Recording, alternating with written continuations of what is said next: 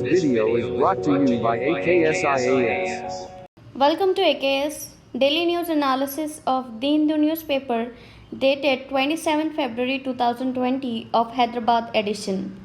The first news article taken up for discussion is from the page number 1, and the article here is talking about the cabinet which has approved a bill in order to regulate the surrogacy. Before we see the provisions of this bill, first let us understand what do they mean by surrogacy. Surrogacy is nothing but it was popularly called as a womb on rent. Here, the sperm and the zygote belongs to the intending couple, and they basically try to rent the womb of another woman so that she can bring about gestation period of the child. So it is a practice where woman gives birth to a child for any intending couple with an intention to hand over the child to these parents. So this surrogacy regulation bill which was passed by the cabinet 2020, this is going to benefit the widows, divorced women as well as the infertile couples. Already they have introduced the bill in 2019, but yet after the recommendations of the Rajya Sabha Select Committee, they have brought about 15 major changes to the 2019 bill, which was recommended by the 23-member committee. And the major decision or the major changes to the bill from that of the 2019 here includes they have deleted the definition of the infertility. Earlier, they thought that infertility is when there is an inability to conceive even after 5 years of unprotected intercourse. After 5 years, if the couple is still unable to conceive, then they should have gone for the surrogacy, calling themselves as infertility. But now they have tried to delete this definition because they felt that 5 years is too long period for a couple to have a child. And this present bill will ban the commercial surrogacy. We'll see the difference between what do they mean by commercial surrogacy and the altruistic surrogacy. And another provision within this bill is that only Indian couples can offer surrogacy in India. And earlier in 2019 bill was covering the insurance cover for the surrogacy mother for only 16 months, but this bill has intended to increase the insurance cover for 36 months. Coming to the definition of the altruistic surrogacy and the commercial surrogacy, if we see altruistic surrogacy in that it does not involve any kind of monetary compensation in either as money or in any forms of gifts. It just involves the medical expenses as well as the insurance coverage when the surrogate mother is during the pregnancy. Coming to the commercial surrogacy, it involves the monetary benefits other than the medical as well as the insurance coverage. Coming to the eligibility criteria for the intending couple, this intending couple should get from the authorized medical board a certificate of essentiality that the intention of the parents it is to raise the child for not any illegal purposes, right? And as well as they should also have a certificate of eligibility.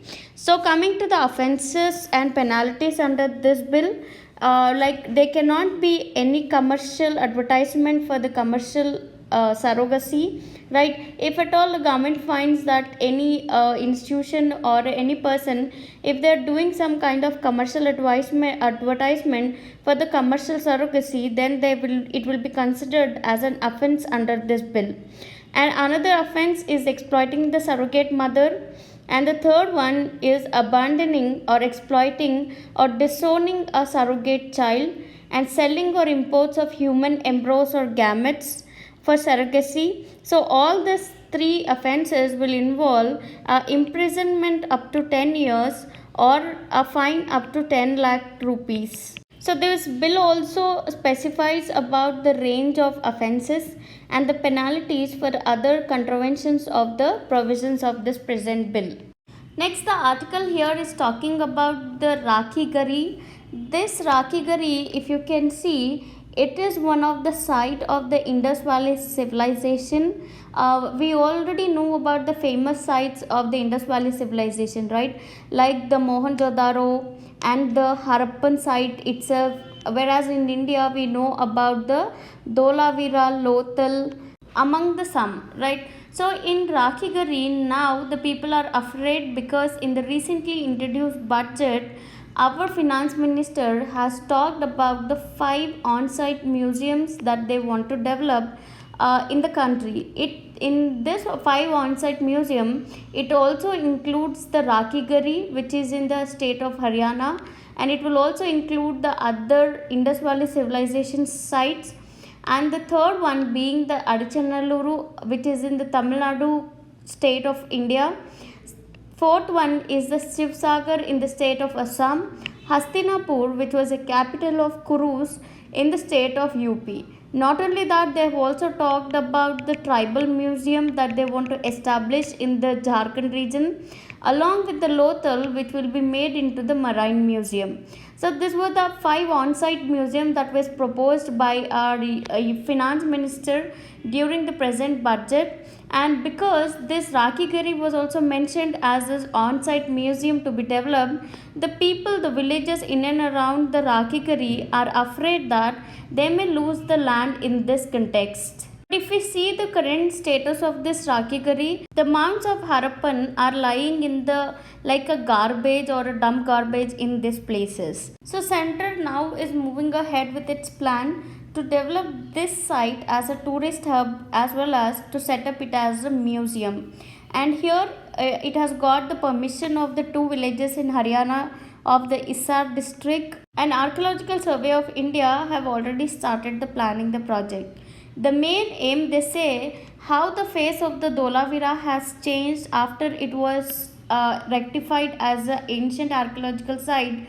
The same way, they want to change the face of the Rakhigarhi, which at present is just lying in the cow dung. So as of today, the Archaeological Survey of India is able to just control 83.8 acres out of the 350 hectare site that spans around 11 mounds after first taking over the site in 1996.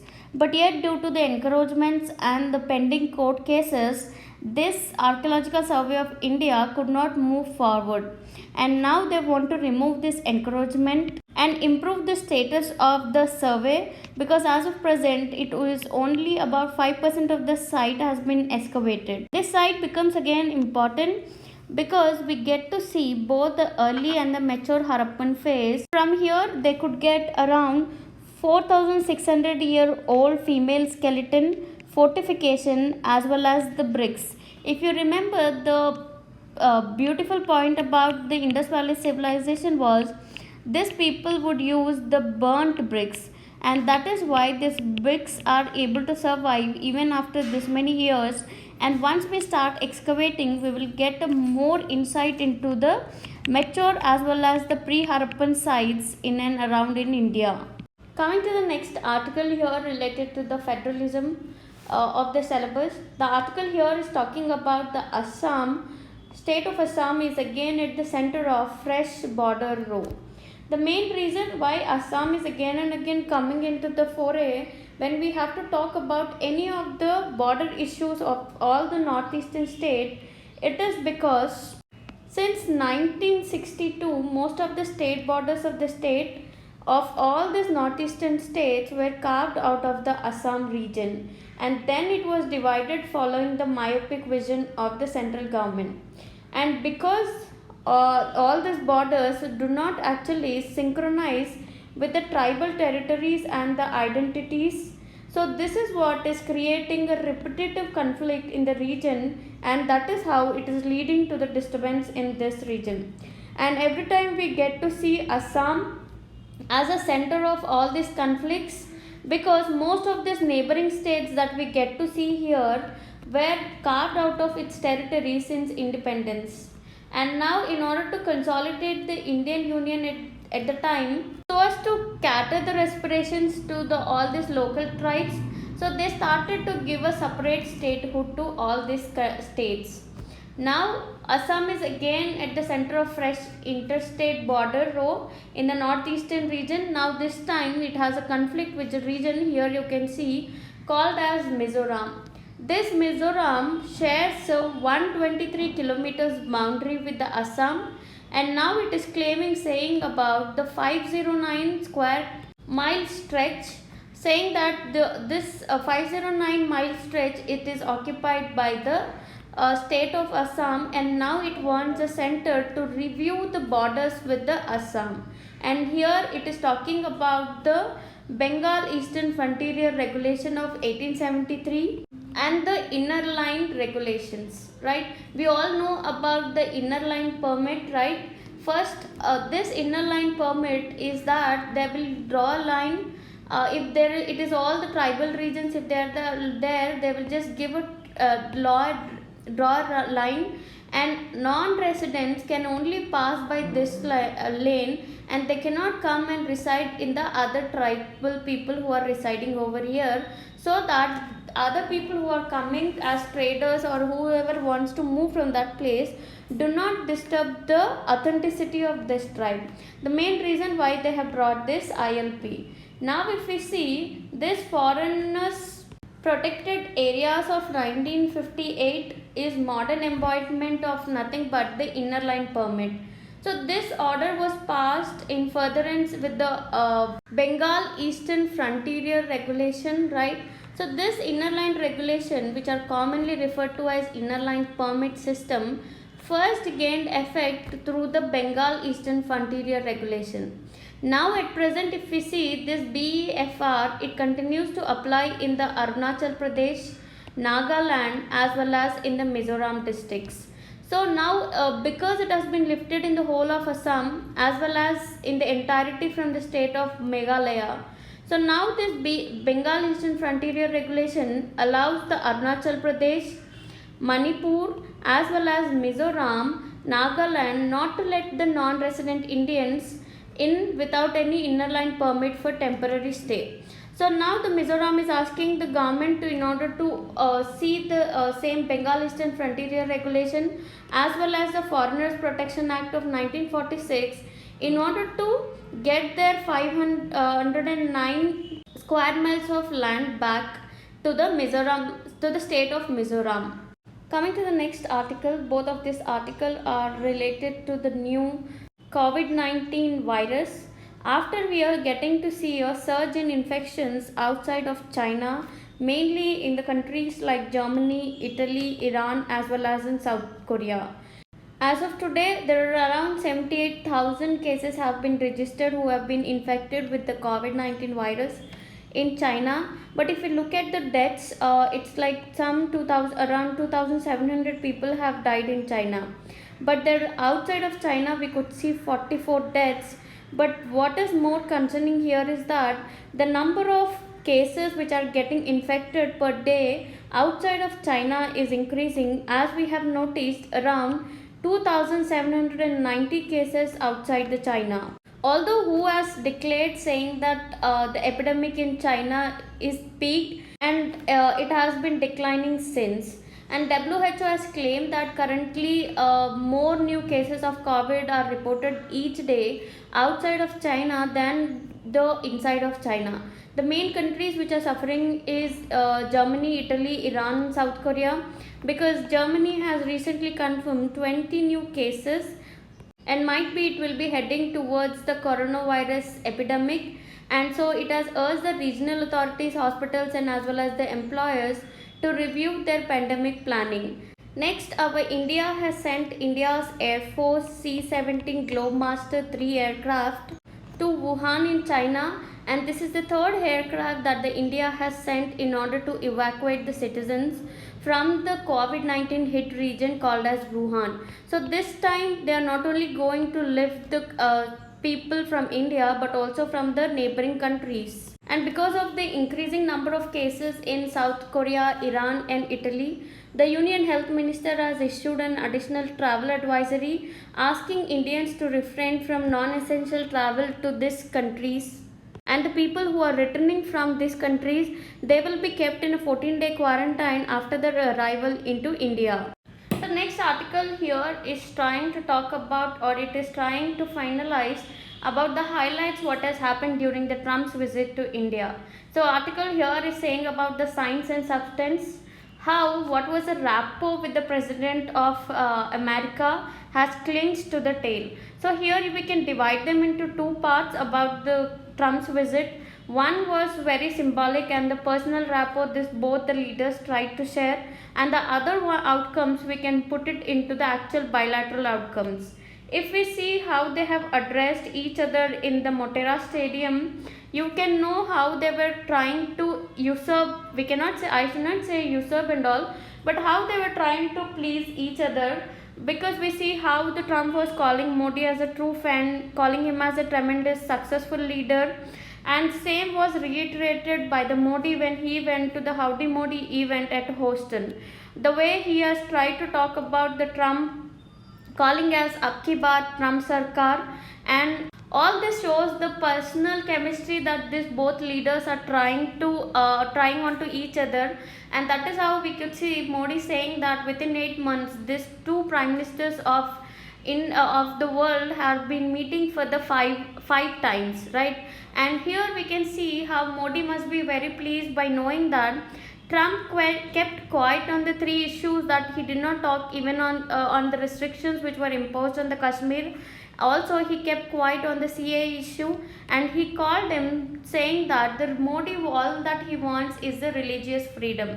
So this kind of shows it is very symbolic, and the personal rapport between the two leaders was shown away here, and that is how they were praising each other, we get to see. Coming to the actual bilateral outcomes, it did not bring about the outcomes that we really needed, right? Because the trade deal that we were mostly awaiting was not at all done, but yet 5 memorandum of understandings were signed during his visit, and the separate 2 on the healthcare and about the LNG. But yet the nuclear deals which were due for the Andhra Pradesh government was not talked or was not taken up this time. And yet we have brought about around $3 million of defense equipment from them. So on the whole, here the analysis of the visit, here it is like something called as 50-50. All that we wanted we could not get. But yet, while leaving again, the Trump has told about the high tariffs that the India is presenting. But if we see, there is kind of rift is happening, especially because of the trade relations. How US has removed the India from the generalized system of preference, and then it removed the India from the developing country status, right?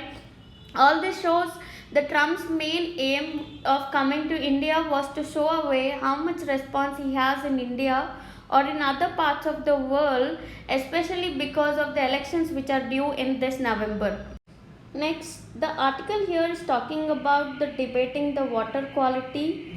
It is mainly concerned saying that the competitive politics of the Delhi elections has brought again the issue of drinking water to the center stage. This issue has started after the BIS, that is Bureau of Indian Standard, has released a report on the water status of India, and they feel that they are trying to politicize this report which was released by the BIS. Because if we see what are the contents in this BIS report, if we see, which was released for the major Indian cities, especially to keep the view about the Jal Jeevan mission. This mission, as you know, that which was recently announced by the Pradhan Mantri, saying that this Jal Jeevan mission is going to provide safe piped water to all the households by 2024. The fact here is that drinking water in Delhi was ranked the most unsafe in this BIS water report, saying that it has failed to live the 19 parameters out of the 28 parameters, and this parameters report did not go well with the Delhi Jal Board as well as the government of Delhi, that is Kejriwal government, and they have tried to challenge what is the authenticity of this report. The reason why this report is becoming very important, because of the fact that water should be treated as an urgent concern for public health, and the ecosystem of the country should not be detained. And another thing important is that it will lead to a threat to human health, because if it has a poor water quality, except when there appears an epidemic, are largely impossible, right? Because we do not usually do this filtering and all properly in India until there comes out some kind of water related waterborne disease. We do not try to filter them, so the small minerals or the particles which are harmful to the health of the people gets impersonally into the health of the people. So that is how it will lead to a few health problems without even knowledge or the consent about the people. And we all know how pollution, because of the pollution in the water, it also leads to the water crisis.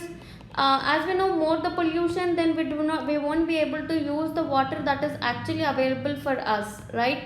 And now India is on the verge of severe water crisis, not only because of the gradual reduction in the per capita availability of water because of the increasing in the population, but due to the rising and the unchecked pollution that we are able to get to see here in India.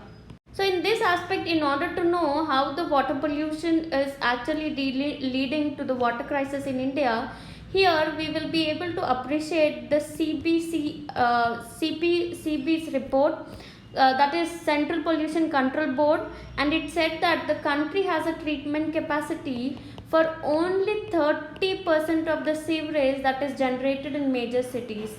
And here we are just talking about the cities, leaving alone the urban and the rural areas, where usually it is the sewerage which finds its way to the local water bodies or the rivers without even getting treated. So if we have to closely look about the water stress in the country, here we can appreciate the Niti Aayog report which was given in the year 2018. In this report, Niti Aayog has said that there are around 600 million Indians who are facing high extreme water stress in India, and this report also says that around 2 lakh people die every day because of the pollution in this water or the lack of adequate to the safe water.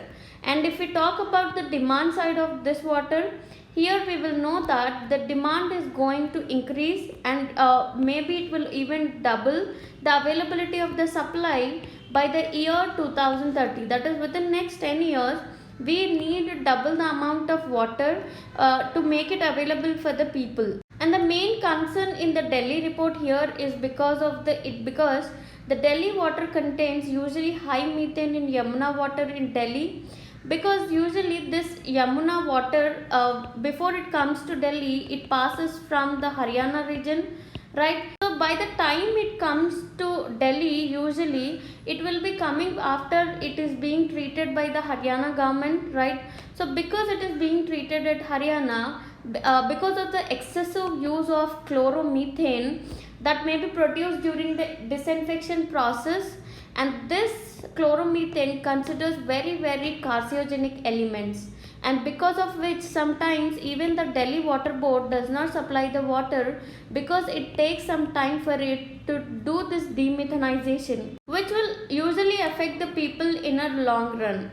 Now talking about the Delhi's capacity, how exactly it is trying to address the issue of pollution in Delhi. If we see Delhi, it just contributes around 1% of the catchment area of the Yamuna, but yet it releases 50% of the pollutants into the water body. As of today, if we see, Delhi has only 7,000 sewer lines, but yet if we see, the requirement is around 24,000, and it has only 17 sewage treatment plants which are being operated by the Delhi Jal Board, but yet this sewerage plants does not even address the 30% of the sewerage treatment, and there is no sewerage treatment at all for over 45% of the population which are residing in unauthorized and the even unregularized colonies and the rural areas.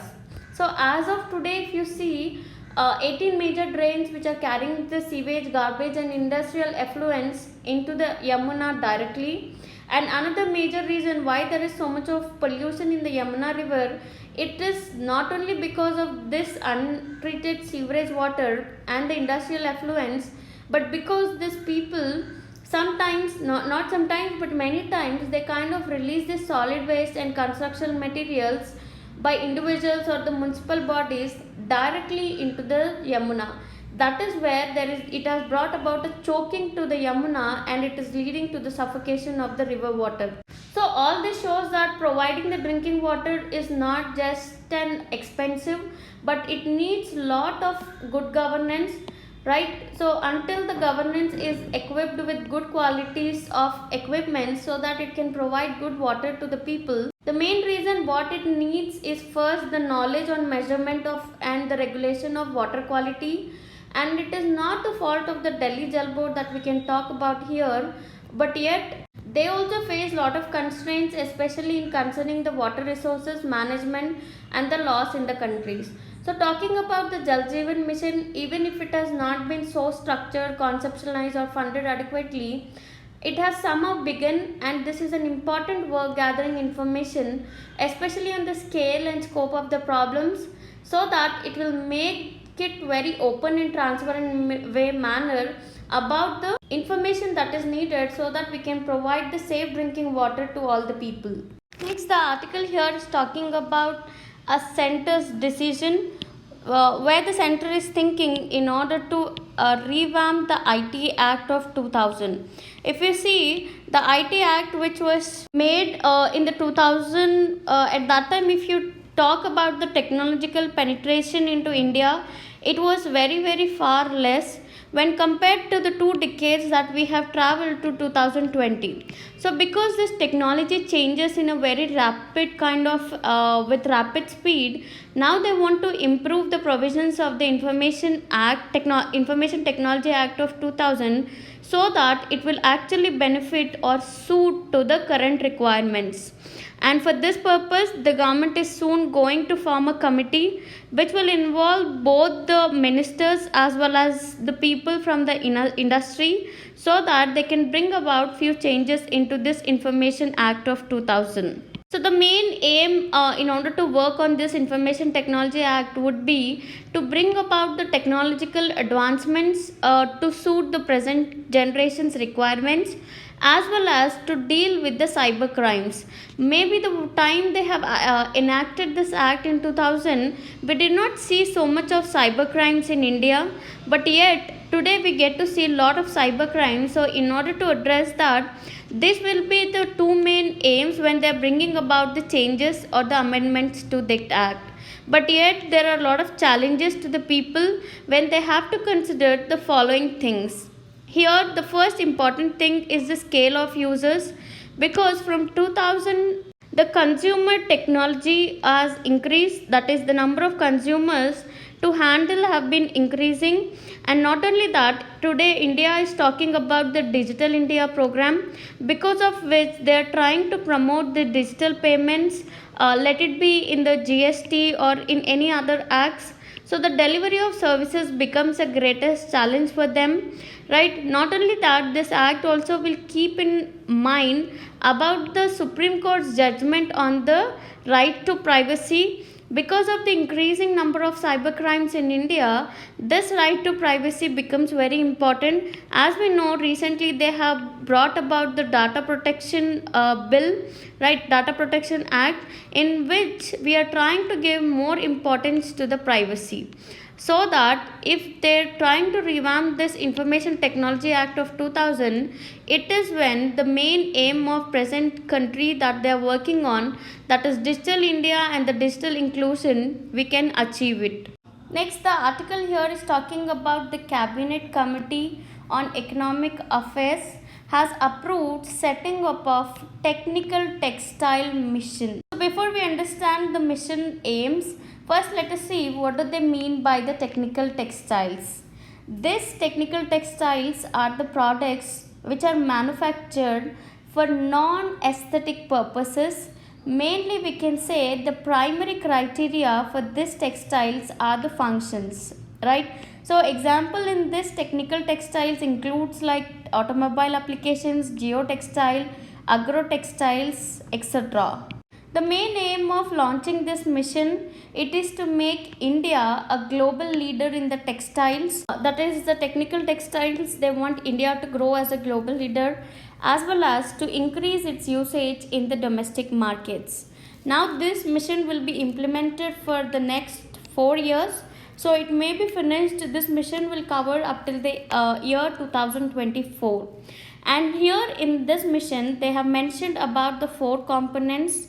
The first component in this mission will focus on the research and development as well as the innovation, and they have laid down around 1000 crore for this purpose.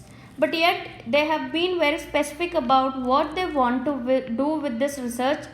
Unlike the other missions where we are already talking about R&D everywhere, but in this mission they have specifically mentioned about in which component they want to see the research. So the research here will apply at both fiber level as well as in the application based levels. That you can see application of technical textiles involves the geo, agro as well as the medical, sports and mobile textiles, and here they can also develop the biodegradable technical textiles, right? So this is the first component and they have laid down in research in what are the components they want to carry on. Whereas coming to the second component of this mission, here it will involve the promotion as well as the development of the market for the technical textiles, because the report here says that Indian technical textile segment, it is approximately just the 6% of the 250 billion market it is having. So if we look at the penetration level of the technical textiles which are manufactured in India, it is somewhere between just 5 to 10% against. But if we try to compare it with the world, where the penetration of this technical textiles is from anywhere between the 30 to 70 in the developed countries. So now the main aim of this mission is to see that they are taking the domestic market size to around 40 billions. Now it is actually 40 billions. So now they want to improvise it to make it to the 50 billions. Coming to the third component, here it will actually focus on the export promotions as we are saying, because if we see as of today, the export promotion is just happening for only 14,000 crore in India, but now they want to improve it to somewhere around 20 crores by 2021 or 22, and to ensure that at least it is growing at a rate of 10%. Coming to the last component of this mission, it will involve the education, training as well as skill development for the people who are working in the technical textiles.